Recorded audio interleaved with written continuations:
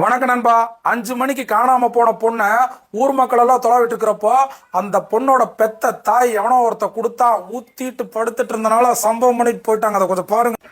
அந்த பொண்ணை விசாரிச்சிங்களா? அந்த பொண்ணு எந்த நிலைமையில இருந்தான்னு உங்களுக்கு தெரியுமா? அந்த பொண்ணு தொலைஞ்சு போய் 5 மணிக்கு தொலைஞ்சு போனது. அந்த பொண்ணுக்கே தெரியாது அவங்க அம்மா அந்த அளவுக்கு போதையில இருந்தாங்க. நாங்க போய் எழுப்பினோம், எந்திரிக்கவே கிடையாது. காலையில தான் அந்த பொண்ணுக்கே தெரியும். இது ஓப்பனாவே நான் சொல்றேன். அந்த பொண்ணு தொலைஞ்சு போனதே தெரியாது. நாங்க போய் பொண்ணு காணாம போச்சு பவி எந்திரினா அந்த அளவுக்கு தான் அந்த பொண்ணு இருந்தா. ஆனா போலீஸ்காரங்க சல்லடை போட்டு தேடினாங்க. 12:30 இருந்து எல்லாருமே தேடினாங்க, கிடைக்கல. அட திமுக கொத்தடிமைகளா, பாத்துட்டீங்களா எவ்வளவு அவதூறு வரப்புனீங்க பாருங்க. அதாவது அந்த 2 பேர்த்துல ஒருத்த அவங்க அம்மாவோட பழகி இருக்கிறான். ஃபுல்லாக போதை வாங்கி அவங்க அம்மா ஃப்ளாட் பண்ணிட்டு அந்த சிறுமியை கொண்டு போய் கூட்டிகிட்டு போய் பாலியல் தொலை பண்ணி படுகொலை செஞ்சுட்டாங்க. இதுதான் நிதர்சனமான உண்மை. ஒரு பெற்றோர்கள் பக்கத்து வீட்டுக்காரன் வந்து சம்பவம் பார்த்துட்டு போயிருக்கிறான்.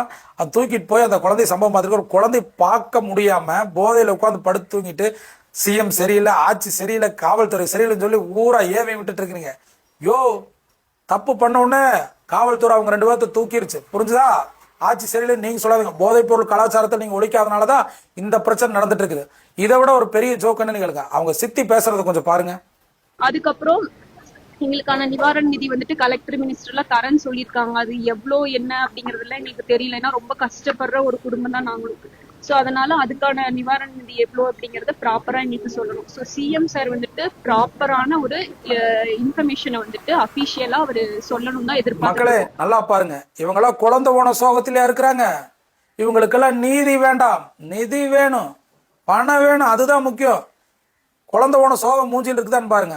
இதெல்லாம் அப்பட்டமான நாடகம். இதுல ஆட்சி சரியில்லை, அது சரியில்லை, சட்டம் சரியில்லை, ஒழுங்கா இல்லை, புது தற்குறியிட்டு ஆட்சி கொடுத்தா அப்படியே இருக்குன்னு சொல்லி எத்தனையோ ஒரு புலம்புறானுங்க. யோ, ஒரு பொது வழியில் ஒரு பிரச்சனை நடக்கு தெரியுமா? அதுக்கு தான் உண்மையாவே அரசாங்கம் வந்து பாதுகாப்பு கொடுக்கும். பக்கத்து வீட்டுக்கார எவனோ ஒருத்த சம்பவம் பார்க்கறானா அந்த குழந்தை பார்த்துக்கிற வேலை தானே அந்த பெற்றோர்களுக்கு. பார்க்கணுமா இல்லையா? அதை கூட பார்க்காம நல்லா ஊத்திட்டு தூங்கிட்டு காலையில தான் அந்த பொண்ணு சம்பவமான விஷயமே அந்த பெத்த தாய்க்கு தெரியுதுன்னா இது எவ்வளவு அவலமான விஷயம். தயவுசெய்து தாவைக்கா தொண்டர்கள் இந்த வீடியோ ஃபுல்லா ஷேர் பண்ணுங்க, மக்கள்கிட்ட கொண்டு போய் சேருங்க. அண்ணன் அந்த பிடிச்ச அந்த அந்த கேடுகட்ட நாய்களுக்கு கடுமையான தண்டனை கொடுப்பாரு, புரிஞ்சுங்களா? இனி நம்ம ஆட்சியில தவறு நடக்கவே கூடாது. அந்த நடக்காத அளவுக்கு நம்ம வந்து கட்டுக்கோப்பா இருக்கணும். தயவுசெய்து இந்த வீடியோ ஃபுல்லா ஷேர் பண்ணுங்க, மக்களுக்கு தெரிவிங்க. நன்றி.